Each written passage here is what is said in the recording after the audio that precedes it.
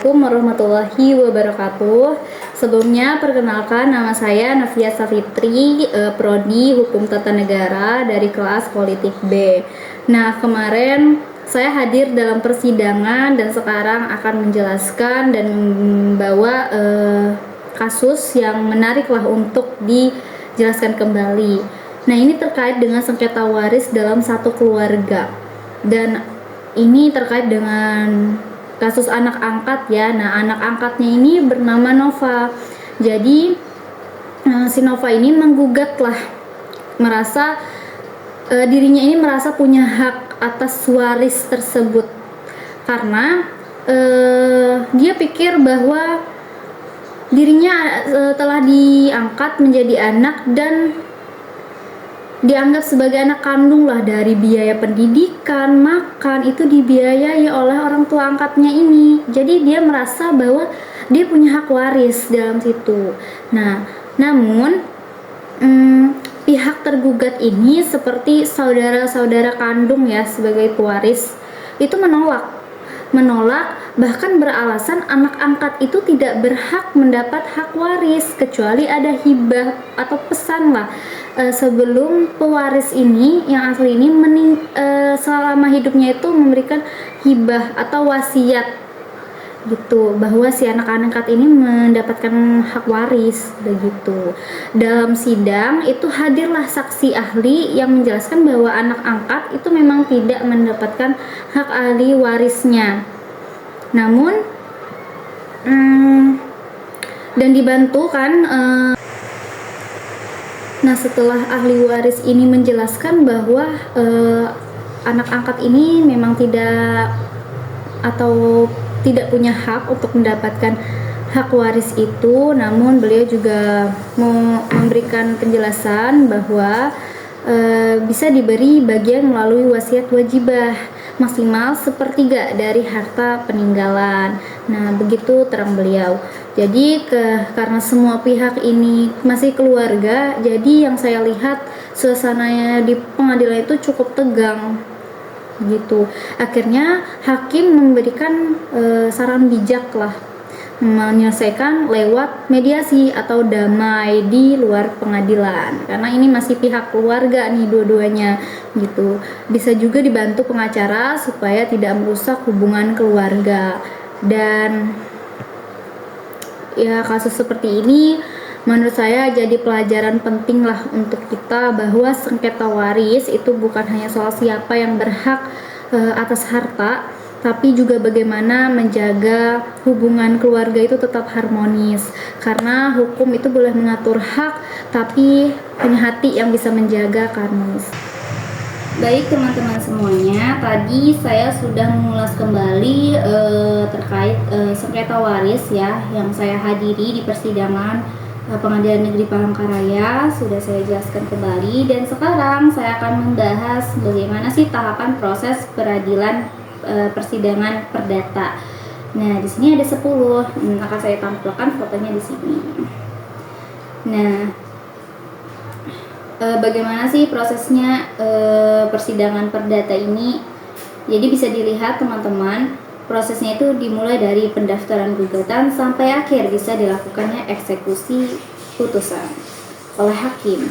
Nah, pertama kita akan mengulas di pendaftaran gugatan. Jadi ini tahap awal ya, tahap awal pendaftaran gugatan, di mana penggugat itu mendaftarkan gugatannya ke pengadilan yang berwenang. Biasanya ini disertai dokumen atau bukti-bukti awal lah, itu untuk permulaan. Dan kedua, untuk tahap 2 itu ada pemanggilan para pihak. Nah, jadi setelah gugatan ini sudah resmi terdaftar ya, jadi pengadilan akan memanggil penggugat serta tergugatnya gitu untuk hadir di acara persidangannya ini. Kemudian untuk yang ketiga, ini sidang pertama. Sidang pertama ini apa sih? Jadi hakim ini memeriksa kehadiran para pihak dan menjelaskan rencana mediasi. Nah, lanjut ke bagian mediasi. Nah, mediasi ini tahap penting banget teman-teman, bisa didengarkan Jadi hakim itu akan mengupayakan damailah antara kedua belah pihak ini yang berperkara ini, penggugat serta tergugat. Jadi kalau mediasi berhasil, perkara itu selesai, nggak ada tuh lanjut ke tahap persidangan. Tapi kalau belum selesai atau gagal, ya memang masih ada lanjut ke tahap berikutnya gitu. Nah, sekarang selanjutnya ada jawab jawab, bisa diperhatikan itu replik dan duplik. Nah, replik dan duplik ini di sini jadi penggugat dan tergugat itu saling menanggapi jawaban argumen masing-masing gitu. Yaitu tadi yang saya sebut replik duplik, jawab antara penggugat dan tergugat. Kemudian ada pembuktian, teman-teman. Jadi pembuktian ini tahap yang juga sangat penting. Jadi kedua pihak menghadirkan bukti surat, saksi ahli itu sebagai penguatan lah, menguatkan dalil hukum mereka, gitu, argumen mereka tadi. Kemudian ada kesimpulannya. Jadi setelah semua bukti ini diperiksa, jadi masing-masing pihak itu membuat kesimpulan akhir untuk menegaskan posisi hukumnya. Begitu. Kemudian untuk ke-8 ada putusan. Jadi hakim kemudian membacakan putusan berdasarkan fakta dan bukti yang ada di persidangan yang sudah tadi dijelaskan. Kemudian ada upaya hukumnya. Nah, upaya hukum ini, jadi kalau misal salah satu pihak itu tidak puas, mereka bisa menempuhnya upaya hukum seperti banding atau kasasi. Gitu. Kemudian yang ke-10 ini terakhir ada eksekusi. Jadi ini tahap akhir. Tahap akhir adalah eksekusi, yaitu pelaksanaan putusan oleh pengadilan agar hasil keputusan itu benar-benar dijalankan. Jadi setiap tahap dalam persidangan perdata itu punya peran sangat penting untuk memastikan suatu keadilan itu berjalan. Karena proses hukum itu bukan hanya menang atau kalahnya, tapi bagaimana sih setiap pihak itu memastikan haknya dalam keadilan dan secara terbuka. Baik, sekarang kita akan melanjutkan pembahasan terkait dengan langkah-langkah yang terjadi mulai dari sidang pertama sampai putusan akhir hakim. Nah, kita bahas satu persatu ya. Sebelumnya sudah saya jelaskan dan ini mengulas kembali. Nah, ini untuk sidang pertama, tahap awal dimulai saat hakim membuka sidang pertama. Jadi di sini hakim itu memeriksa apakah para pihak ini hadir atau tidak, sama seperti yang saya jelaskan sebelumnya. Kemudian kalau penggugat ini dan tergugat ini hadir, maka sidang itu bisa dilanjutkan ke tahap mediasi. Lalu tapi kalau penggugat ini tidak hadir, hakim akan memanggil sekali lagi.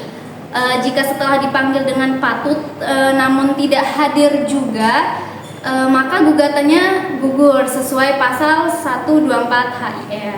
Lalu sedangkan kalau tergugat ini tidak hadir padahal sudah dipanggil dengan patut, maka hakim melanjutkan sidang dan menjatuhkan putusan first take, yaitu putusan tanpa kehadiran tergugat. Lanjut ke mediasi. Nanti saya akan tampilkan semua gambarnya di sini. Mediasi ini kedua pihak ini kan hadir seperti yang saya sebutkan tadi. Jadi hakim itu wajib menawarkan mediasi. Kemudian mediasi ini apa? Bertujuan agar pihak ini bisa melanjutkan sidang panjang. Hakim memberi waktu 22 hari untuk proses mediasi. Kemudian kalau berhasil, maka dibuat perjanjian perdamaian antara kedua belah pihak ini, antar penggugat dan tergugat, dan perkara selesai di tahap ini. Tapi kalau gagal, maka sidang akan dilanjutkan ke tahap berikutnya, tahap pembacaan gugatan. Lalu ada pembacaan gugatan. Nah, dan jawab menjawab sama seperti replik dan duplik tadi. Kemudian jadi di tahap ini penggugat itu membacakan gugatan dan tuntutannya di depan hakim. Kemudian tergugat memberikan jawaban yang bisa berisi sanggahan atau pembelaan diri lah sebagai tergugat gitu. Setelah itu kedua pihak ini saling menanggapi secara bergantian. Nah, yakni replik tanggapan penggugat atas jawaban tergugat dan duplik jawaban kembali dari tergugat gitu. Ya, jadi tahap inilah jawab jinawab itu ya. Jadi untuk tahap pembuktian, nah tahap pembuktian ini ke tahap paling penting nih, sama seperti penjelasan sebelumnya. Jadi ini kayak pembuktian di mana hakim ini menilai kebenaran masing-masing penggugat dan tergugat. Jadi penggugat dan tergugat itu kan memberikan pembuktian seperti bukti surat tadi, saksi, keterangan saksi ahli dan semacamnya, atau bukti-bukti lain lah yang diajukan penggugat ini atau tergugat. Kemudian ada kesimpulan. Nah, semua bukti diperiksa, masing-masing diberi kesempatan untuk membuat kesimpulan tertulis. Nah, kesimpulan ini berisi apa? Rangkuman dari seluruh proses penegasan posisi hukum masing-masing pihak.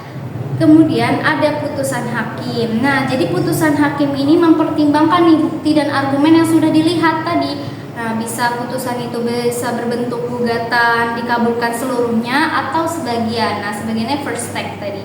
Jadi ada juga gugatan ditolak atau gugatan ini dapat diterima jika syarat formilnya ini dipenuhi. Gitu. Jadi putusan inilah menjadi akhir dari proses suatu persidangan, kecuali jika salah satu pihak melakukan upaya hukum lanjutan seperti banding atau kasasi.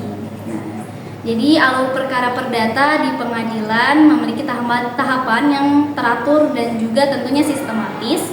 Jadi langkah yang dilakukan tentunya memiliki dan memastikan keadilan untuk masing-masing pihak benar dan terbuka. Jadi karena dalam hukum perdata bukan hanya soal menang atau kalah, tapi tentang bagaimana setiap pihak itu mendapatkan yang sama, kesempatan yang sama dan untuk mungkin itu saja, terima kasih. Kurang lebihnya saya mohon maaf. Kembali lagi di video selanjutnya.